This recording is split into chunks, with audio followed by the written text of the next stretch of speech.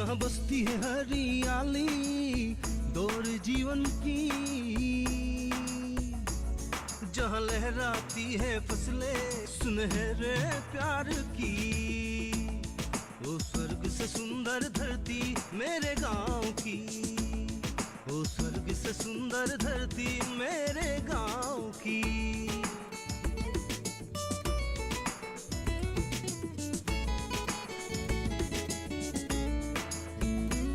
हम खुशियों की दीपक जलाएंगे, इस धरती से दूर ना जाएंगे, बनाएंगे राह कामयाबी की, कामयाबी की।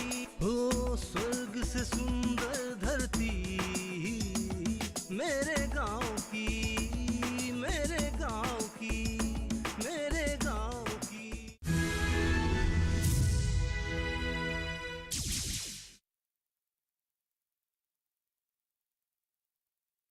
तेरी तो किस्मत खुल गई। कैसे? सुना है राजीव को नौकरी मिली है। हाँ, मैंने भी सुना है, लेकिन अब तक वो मुझे मिलने के लिए भी नहीं आया। क्या बात कर रही हो? इतनी बड़ी खुशी की बात है, अपनी महबूबा को अब तक नहीं बताया? मिलने तो जरूर आएगा कुछ ना कुछ गिफ्ट लेकर। पहले सारे गांव वालों को खबर दे, इसके बाद फुर्सत मिले तब ना। इस बार जब मुंह फुलाकर मेरे पास आएगा, सॉरी मुझे वक्त ही नहीं मिला, वरना मैं तुम्हें पहले बताती, तब मैं मजा से खाऊंगी। अच्छा ये सब छोड़ो, ये बता कि शादी कब है? पहले अपने पैरों पर खड़ा तो होने दे। वैसे तेरी कब है? मैं तो उस किसान से कुछ बोल ही नहीं पाती, कुछ कहती हूँ तो बोलता है अगर तुम्हें शादी करने की इतनी जल्दी बड़ी है तो किसी सरकारी गुलाम से कर लो। अब बता। अच्छा, तुमने क्या कहा? मैं क्या कहूँगी, मुझे पता है कि दिगंत अच्छा लड़का है और अगर वो दिल से कुछ करने के लिए ठान लेता है तो वो करके ही छोड़ता है। हाँ, आजकल तो हमारे गांव में हर किसी के मुंह पे सिर्फ दिगंत जी की ही चर्चा है। अच्छा, क्या कहते हैं? और तो और आजकल हमारे पिताजी भैया को बातों बातों पे दिगंत जी की ही मिसालें देते हैं। आजकल का शिक्षित युवा दिगंत जैसा हो, इसीलिए भैया को गुस्सा आ जाता है। लेकिन दिगंत को मैं शादी के बारे में कुछ नहीं कह सकती। वो कहता है जब उसे महसूस होगा कि वो शादी के लायक बन चुका है तब खुद ही कर लेगा। अब तो दिगंत जी लायक भी हो गया है, इनकम भी बहुत है, वो अपने साथ कई सारे लोगों को रोजगार दे रहा है। लेकिन तेरा वाला तो शहरी बाबू बन गया है ना, और तुझे क्या चाहिए? और शादी के बाद तू भी तो शहरी बन जाएगी। हमारा क्या है भाई, हम तो गांव के लोग हैं, गांव में ही रहना पड़ेगा। भैया आप इतने बड़े ग्रीन हाउस में पालक और धनिया ही लगाएंगे क्या? अरे राजा, ग्रीन हाउस हम क्यों बनाते? बेमौसम खेती के लिए। पालक और धनिया का फसल एक ही महीना में उठ जाता है। अच्छा, जिससे हम महीने में कम से कम 40 से 50 हजार कमा सकते हैं। और अगर हम दूसरा खेती करें जैसे गोभी, मूली, वो सब में टाइम भी ज्यादा लगता है और मेहनत भी ज्यादा। मेहनत और टाइम के हिसाब से अगर हम देखें तो पालक और धनिया में हमें मुनाफा ज्यादा मिलता है। हाँ। तो अब बताओ, पालक और धनिया में हमें मुनाफा ज्यादा मिलता है कि नहीं? हाँ, समझे? समझ गया। चलो अब बीज लेके आओ।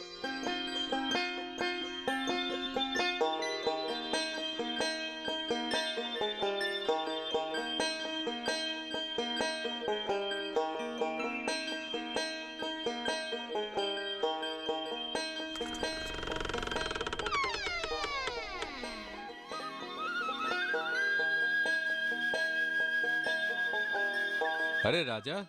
हाँ भैया, मुर्गी को दाना देने जा रहा हूँ। तेरे ख्याल से और कितने दिनों तक ये मुर्गियाँ बेचने लायक हो जाएंगे? 15 दिन बाद।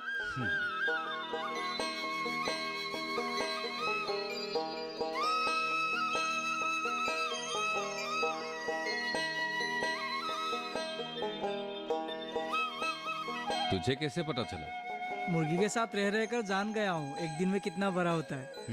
अच्छा। हाँ, और 15 दिन बाद एक एक मुर्गी 2 किलो का हो जाएगा। तूने आजकल मुर्गियों से बातें करना भी शुरू कर दिया है क्या?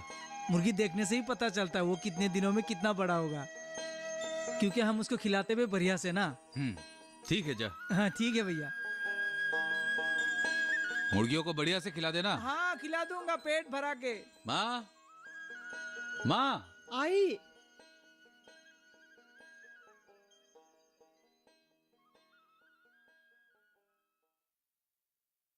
क्या हुआ बेटा? माँ, पिताजी कहाँ गए? शायद निकल गया है। नागरिक समिति के अध्यक्ष बन गए हैं। तुम्हारे पिताजी को आजकल घर में रहने का टाइम कहाँ है? पहले कुछ चाहिए होता तो खुद बाजार से लाते हैं, आजकल राजा को ही भेज देते हैं। चलो अच्छा ही हुआ। वैसे भी पिताजी को ये सब सामाजिक काम में बहुत मजा आता है। माँ,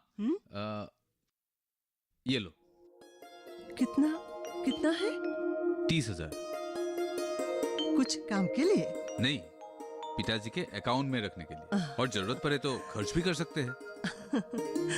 ठीक है बेटा।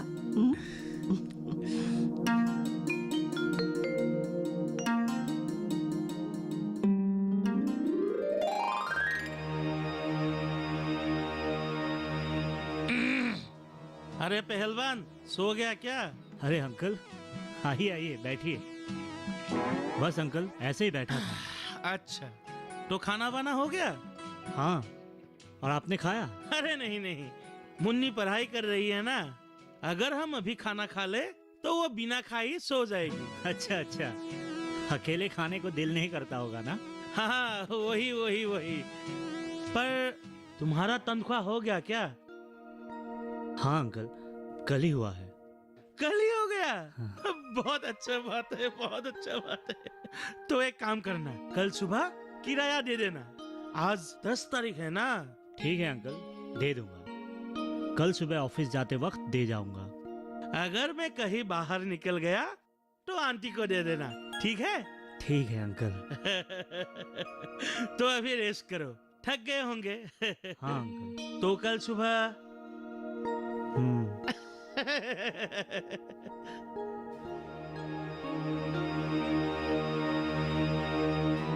तनख्वाह मिला है सिर्फ 10,000, वहां से 5,000 किराया देना होगा, बाकी बचेगा 5,000। उसमें से महीना भर कैसे चलूं? ये आसान बात नहीं है। गांव वाले शायद सोचते होंगे कि मैं नौकरी कर रहा हूं, बड़ी आराम से चल रहा हूं। ये सिर्फ मुझे ही पता है मैं कितनी आराम से हूं।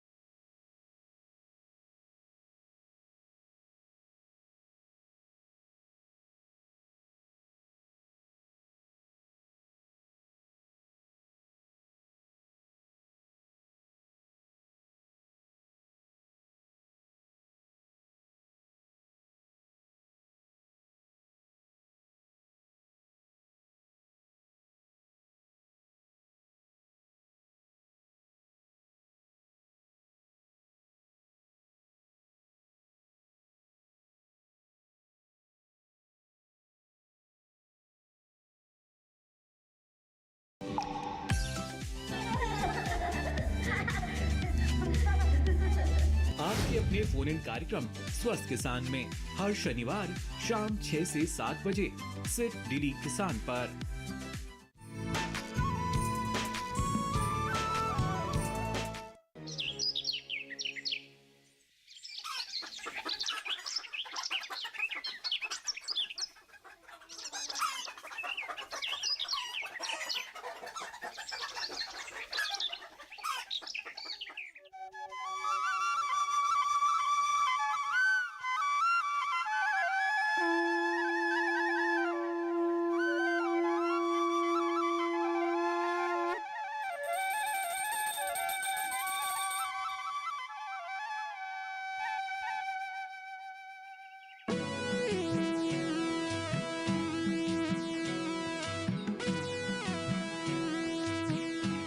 अरे राजीव, हाँ अंकल। कल सारी रात तुम्हारा रूम का लाइट जला हुआ था।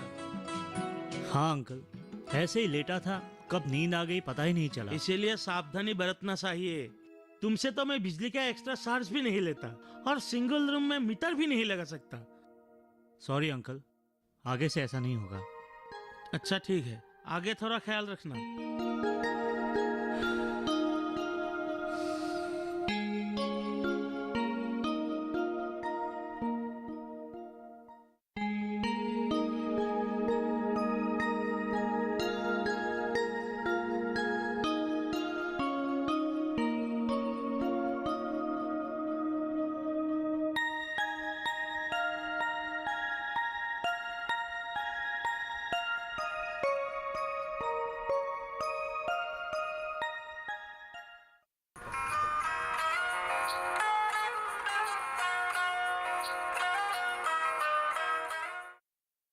Hello, good morning sir. हाँ सर, मैं तैयार हूँ, थोड़ी देर में निकलने ही वाला था सर ऑफिस के लिए। हाँ सर, मैं आधा घंटे में पहुँच जाऊँगा। ठीक है सर, मैं ऑफिस अटेंड करने के बाद फील्ड में चला जाऊँगा। Yes sir, yes sir, okay sir.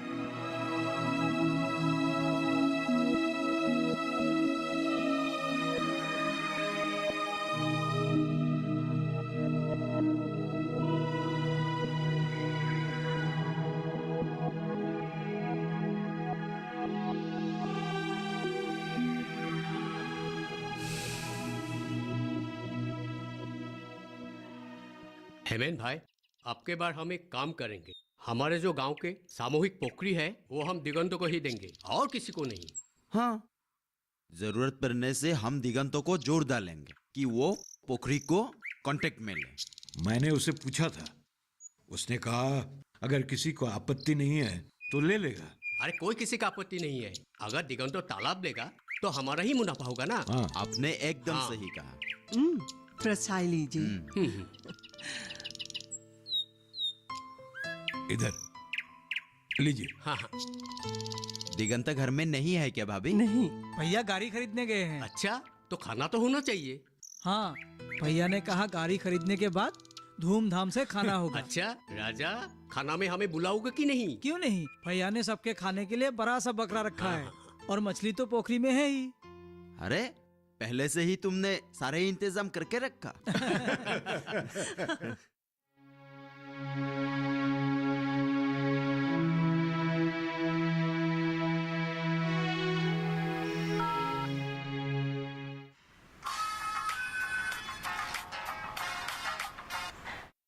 Hello jury, Rajiv, कैसे हो? ठीक ही हूँ, तुम बताओ। आजकल तुम फोन क्यों नहीं करते? किसी दूसरे लड़की के चक्कर में तो नहीं आए हो ना? जूरी, कैसी बातें कर रही हो? क्यों ना करो, सोचा था कि तुम्हें जब नौकरी मिलेंगे तो हम दोनों एक साथ घूमेंगे फिरेंगे, लेकिन तुम तो आजकल मुझसे दूर दूर रहते हो। आखिर तुम्हें हो क्या गया है? जूरी, वही तो बताने के लिए फोन कर रहा हूँ, लेकिन तुमने तो बातों को कहीं और मोड़ दे दी। ओह सॉरी, अब बताओ। जूरी, ये जो नौकरी है ना, इसमें मेरा बिल्कुल ही मन नहीं लग रहा है। मेहनत बहुत ज्यादा है। मेहनत से नहीं डरता हूँ, लेकिन अगर मेहनत के हिसाब से तनख्वाह भी उतना ही मिले तब कोई आपत्ति नहीं थी। मतलब सैलरी बहुत कम है? पूछो मत, जितना तनख्वाह मिलता है उससे किराया भरने के बाद महीने का गुजारा करना मुश्किल होता है। तो फिर तुम वहाँ क्या कर रहे हो? घर आ जाओ, दूसरा काम करो। वही तो, क्या करूं क्या ना करूं समझ नहीं पा रहा हूं। अभी भी वक्त है राजीव, अगर मन में कुछ करने की चाहत हो तो जरूर कर पाओगे। और एक बात, तुम दिगंत जी से इस बारे में क्यों बात नहीं करते? अभी नहीं, मैं तुम्हें बाद में बताऊंगा मैं क्या करूंगा। ठीक है, जो भी करना सोच समझ के करना। ठीक है, बाय बाय।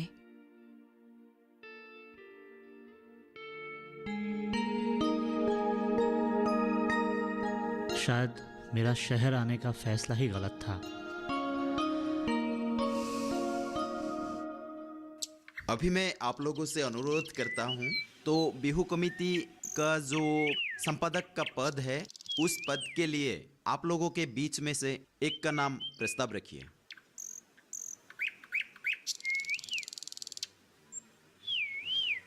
आदरणीय सभापति महोदय जी और यहाँ सभा में उपस्थित गांववासियों, आगामी बिहू के समिति के संपादक पद के लिए मैं दिगंत चौधरी का नाम प्रस्ताव रखता हूँ।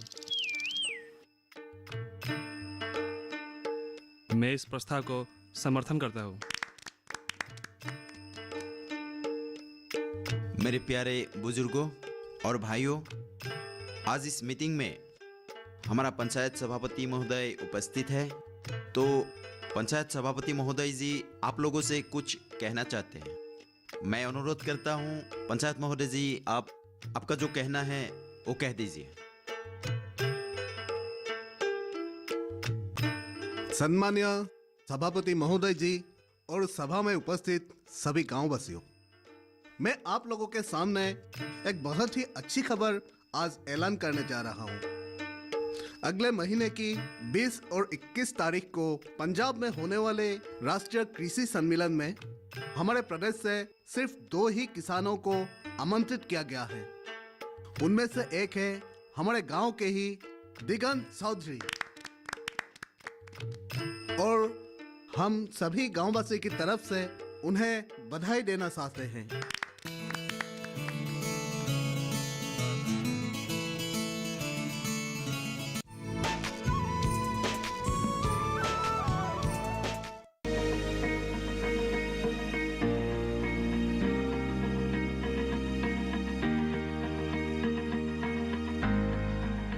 घर के बगिया में छिपा है सेहत का खजाना। टेरेस गार्डनिंग से बनेगा घर ब्यूटीफुल और हेल्दी। क्यों ना गार्डन में उगाएं अपने फल फूल और सब्जियां, जिससे सेहत भी बने और छत की बगिया भी खिली खिली रहे।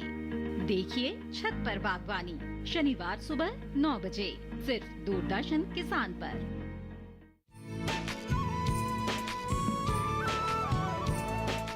दिगंतो बेटा, तुम्हारा आत्मविश्वास देखकर मुझे बहुत अच्छा लग रहा है। पिताजी, आत्मविश्वास ज्ञान से ही बढ़ता है।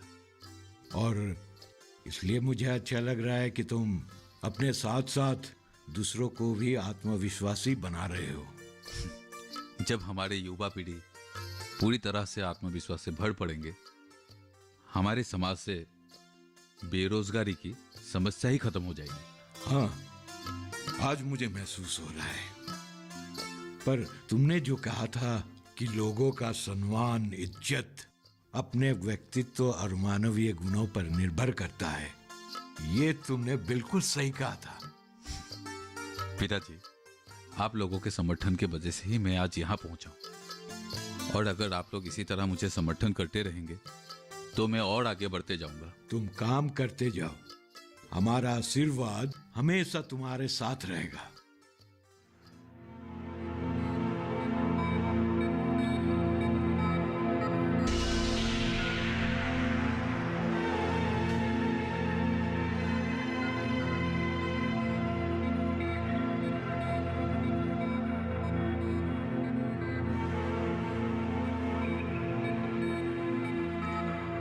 पॉकेट में बचे हैं सिर्फ 200 रुपए। तनख्वाह मिलने में अभी भी 8 दिन बाकी है। 200 रुपए से 8 दिन कैसे चलूंगा? दिन रात मेहनत करके अगर किराए के पैसों के लिए भी टेंशन लेना पड़े तो शहर में रहने का क्या फायदा? जी, मैंने बहुत बड़ी गलती कर डाली। अब गांव भी नहीं लौट सकता और यहां तो चलना ही मुश्किल है। क्या करूं, क्या करूं? कुछ तो करना पड़ेगा। आ गया।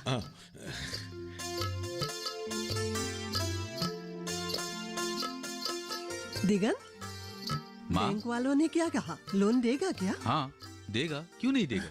हमारे ट्रांजैक्शन जो इतने अच्छे हैं, वैसे कुछ पेपर्स रेडी करने पड़ेंगे और बैंक वाले तो वैसे लोन देते ही रहते हैं। दिगंत, अरे आंटी, अंकल, नमस्ते। आप लोग सीधे घर से ही आए हैं ना? हाँ हाँ, घर से ही आई हूँ।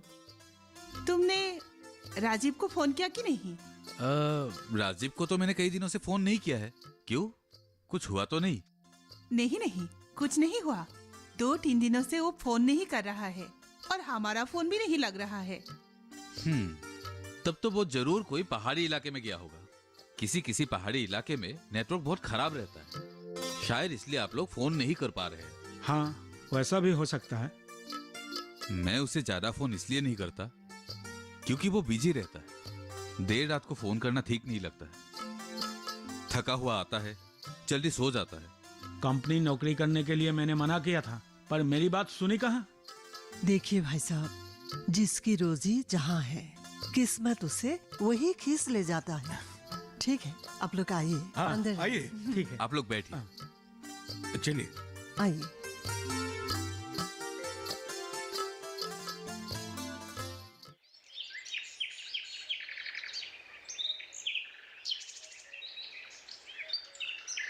पल्लवी,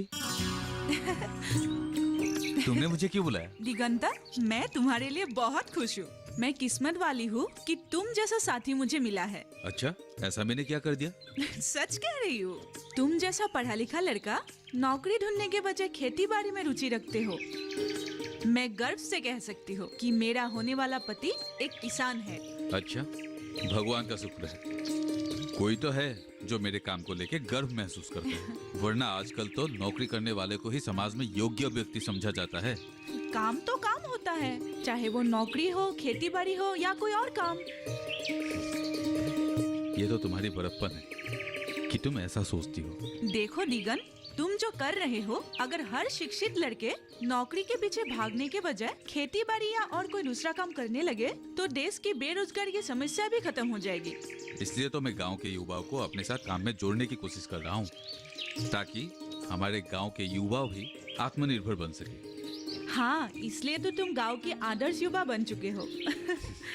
पल्लवी, मेरी मंजिल अभी भी बहुत दूर है। मैं बस अपनी कदम मंजिल की ओर बढ़ा रहा हूँ। और हर कदम पे मैं तुम्हारे साथ हूँ।